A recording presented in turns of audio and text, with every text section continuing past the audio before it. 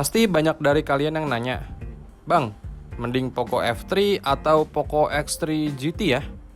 Secara kalau dilihat dari harganya nggak terlalu jauh. Sebelumnya gue mau kasih tahu dulu, di pembahasan video gue kali ini murni pendapat pribadi gue ya. Karena kedua HP ini langsung gue pakai sendiri, bukan hanya copy paste video orang lain dan tinggal mengarang bebas. Tapi kalau ada perbedaan pendapat tinggal diskusikan aja di kolom komentar ya. Tapi yang sehat ya. Oke, lanjut. Kedua HP besutan dari Poco ini sih menurut gua udah paling pas buat konsumen kayak kita ya yang tinggal di Indonesia. Spesifikasi tinggi dengan harga yang terjangkau, itu poin sellingnya atau poin utamanya. Tapi kalau ngomongin kedua HP ini tentu menarik. Mereka punya keunggulan dan kelemahan masing-masing. Ya udah nih, gua buatin perbandingannya. Mending Poco F3 atau Poco X3 GT. Tapi sebelum lanjut ke videonya, mari kita opening dulu.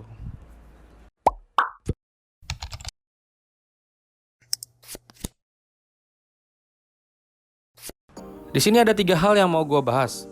Pertama, desain dan user interface pemakaian sehari-hari. Kedua, performa game dan kamera. Dan yang ketiga adalah jangka waktu pemakaian lama. Oke, lanjut.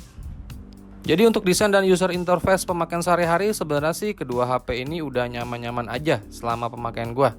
Pertama, dari desain Poco F3 ini udah kekinian banget. Looknya dilihat itu keren. Menurut gue ada sisi sangarnya dan juga ada sisi elegannya. Peletakan kamera di bagian belakangnya yang udah mengikuti desain tahun-tahun ini. Ditambah layar depannya yang udah berpanel AMOLED, bikin kita ngelihat layar HP ini berasa nyaman dan betah dipakai nonton lama. Apalagi refresh rate-nya udah 120 Hz. Untuk sekedar pengoperasian sosial media tuh udah enak banget, nggak patah-patah. Sama halnya dengan desain dari Poco X3 GT. Untuk desain dan build quality-nya sih menurut gue udah cakep. Apalagi tampilan warna putihnya itu dan BAM kameranya itu menurut gue tampil elegan. Dilihat mata langsung berasa keren. Apalagi ketika kita lihat layarnya. Nggak tahu kenapa layar di Poco X3 GT ini salah satu layar IPS terbaik.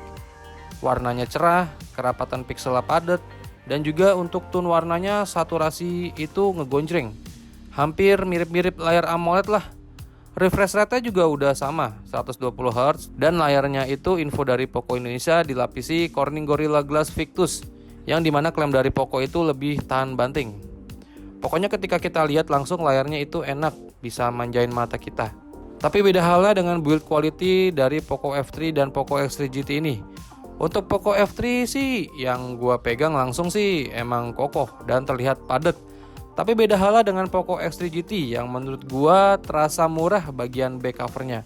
Ada tekstur garis tapi ketika gua gesek-gesek pakai kuku aja langsung kelihatan bekasnya.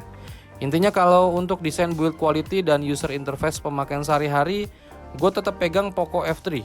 Karena layar AMOLED dan build quality yang emang di atas kertas udah lebih baik ketimbang Poco X3 GT. Kedua dari segi performa game dan kamera. Performa di sini gue bukan bahas tentang adu speed ya, tapi lebih ke pemakaian sehari-hari aja. Enak nggak nih, nyaman nggak nih, gitu. Tapi biar nggak bingung di awal, ini gue tunjukin spesifikasi masing-masing dari kedua HP ini. Secara angka sih jelas Poco F3 lebih menjanjikan dengan Snapdragon 870-nya. Doi dipakai apa aja bisa ngebut. Hampir semua game bisa dijalankan dengan baik.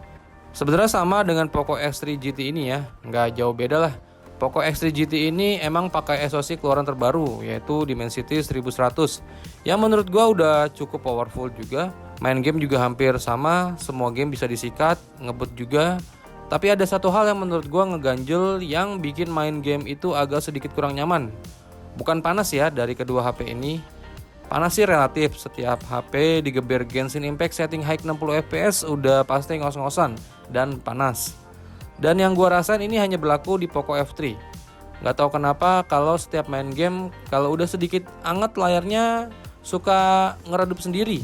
Istilah katanya itu kayak screen dimming gitu. Paling itu sih yang menurut gua agak sedikit kurang nyaman. Tapi untuk Poco X3 GT yang gua rasain sih fine-fine aja. Malah gue belum nemuin kendala sama sekali yang ada di Poco X3 GT ini. Jadi kalau untuk performa game, gue lebih pilih Poco X3 GT. Simple sih, karena lebih nyaman aja dipakai. Dan satu lagi, Poco X3 GT ngecasnya udah cepet banget, karena chargernya udah 67 watt. Gimana dengan performa kameranya? Sebenarnya hasil fotonya sih nggak terlalu beda jauh ya. Kas HP Xiaomi harga 3 jutaan lah. Detail foto di kedua HP ini sih sama-sama masih dapat. Ya lumayan lah buat posting-posting ke sosial media. Tapi beda dengan perekaman videonya ya. Sebenarnya kedua HP ini udah sama-sama bisa rekam 4K. Tapi gue lebih pilih Poco F3 sih ketimbang Poco X3 GT. Apalagi perekaman video kamera depan atau buat vlognya. Ini gue kasih untuk perbandingan perekaman videonya.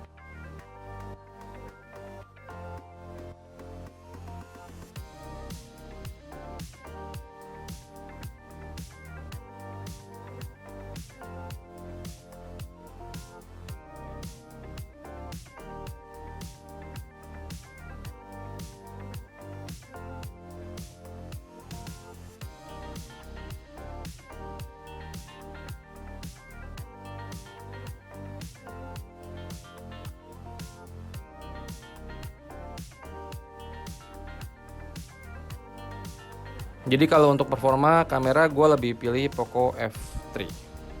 Dan yang terakhir untuk jangka waktu pemakaian lama. Menurut gue kedua HP ini baik Poco F3 ataupun Poco X3 GT itu sangat layak ya dipakai untuk jangka waktu lama. Pertama kita lihat dari jaringan providernya, kedua HP ini udah sama-sama mendukung jaringan 5G. Kedua menurut gue SoC di kedua HP ini udah terlanjur powerful. Ketiga ya desainnya sih yang udah mengikuti desain-desain HP-HP zaman now. Tapi semua itu terlepas dari bugs atau kendala yang ada di HP ini ya. Menurut gua kalau untuk Poco F3 ini emang lebih sedikit powerful dari segi performanya. Tapi kita tahu masih ada aja kendala-kendala yang ada di Poco F3 ini yang masih juga belum diperbaiki sama tim Poco. Jadi penggunaan kita sehari-hari agak kurang nyaman. Tapi untuk Poco X3 GT sih fine-fine aja. Dan gue emang belum nemu kendala yang berarti yang sampai bikin gue nggak nyaman pegang ini HP. Dan kalau gue harus suruh pilih sih, gue tetap pilih Poco X3 GT. Karena gue lebih suka kenyamanan dalam menggunakan HP ketimbang spesifikasi powerful tapi bikin greget. Oke, sekian dulu video perbandingan Poco F3 dan Poco X3 GT dari gue. Semoga bermanfaat buat kalian semua, dan kalau ada salah kata koreksi di kolom komentar ya. Oke, Vengga pamit. Bye.